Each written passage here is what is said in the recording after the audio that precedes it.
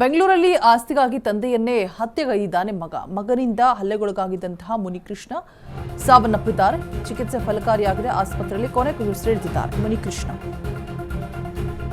ಮೋಹನ್ ಕುಮಾರ್ ತಂದೆಯನ್ನ ಹತ್ಯೆ ಮಾಡಿದ ಆರೋಪಿ. ಆಸ್ತಿ ವಿಚಾರಕ್ಕೆ ತಂದೆ ಹಾಗೆ ಮಗನ ನಡುವೆ ಗಲಾಟೆ ನಡೆದಿರುತ್ತೆ.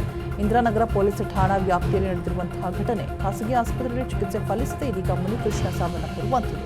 ಪ್ರಕರಣವನ್ನು ದಾಖಲಿಸಿ ಆರೋಪಿ ಮೋಹನ್ ಕುಮಾರ್ ಅನ್ನ ಬಂಧಿಸಿದ್ದಾರೆ ಇಂದಿರಾನಗರ ಪೊಲೀಸರು. ಇಂದಿರಾನಗರ ಪೊಲೀಸ್ ಠಾಣೆಯಲ್ಲಿ ಪ್ರಕರಣ ಕೂಡ ದಾಖಲಾಗಿದೆ. ಬಿಎಂಟಿಸಿ ನಿವೃತ್ತ ಕಂಡಕ್ಟರ್ ಆಗಿರ್ತಾರೆ ಮೃತ ಮುನಿಕೃಷ್ಣಪ್ಪ.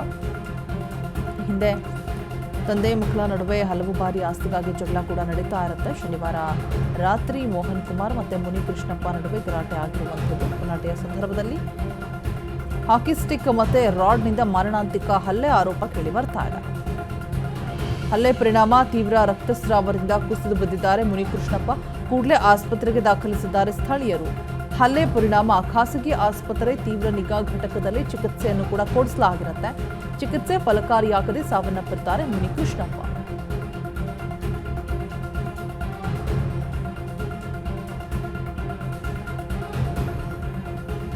ಬೆಂಗಳೂರಿನಲ್ಲಿ ಆಸ್ತಿಗಾಗಿ ಸ್ವಂತ ತಂದೆಯನ್ನೇ ಹತ್ಯೆಗೈದಿದ್ದಾನೆ ಮಗ. 70 ವರ್ಷ ತಂದೆಗೆ ಹಲ್ಲೆ ಮಾಡೋದಕ್ಕೆ ಮುಂದಾಗಿರ್ತಾನೆ. ರಕ್ತಸ್ರಾವದಿಂದ ಚಿಕಿತ್ಸೆ ಫಲಕಾರಿಯಾಗದೆ ಮುನಿಕೃಷ್ಣಪ್ಪ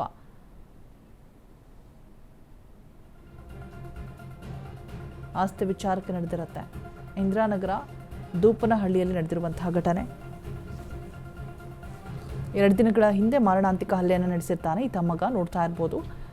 ಸೊ ಹಾಸ್ಪಿಟಲ್ಗೆ ಅಡ್ಮಿಟ್ ಮಾಡಿದ್ರು ಕೂಡ ಚಿಕಿತ್ಸೆ ಫಲಕಾರಿಯಾಗದೆ ಸಾವನ್ನಪ್ಪಿರ್ತಾರೆ. ತೀವ್ರ ನಿಗಾ ಘಟಕದಲ್ಲಿ ಚಿಕಿತ್ಸೆಯನ್ನು ಕೊಡಿಸಲಾಗ್ತಾ ಇರುತ್ತೆ. ಆದರೂ ಕೂಡ ಚಿಕಿತ್ಸೆ ಫಲಕಾರಿ ಆಗಿಲ್ಲ.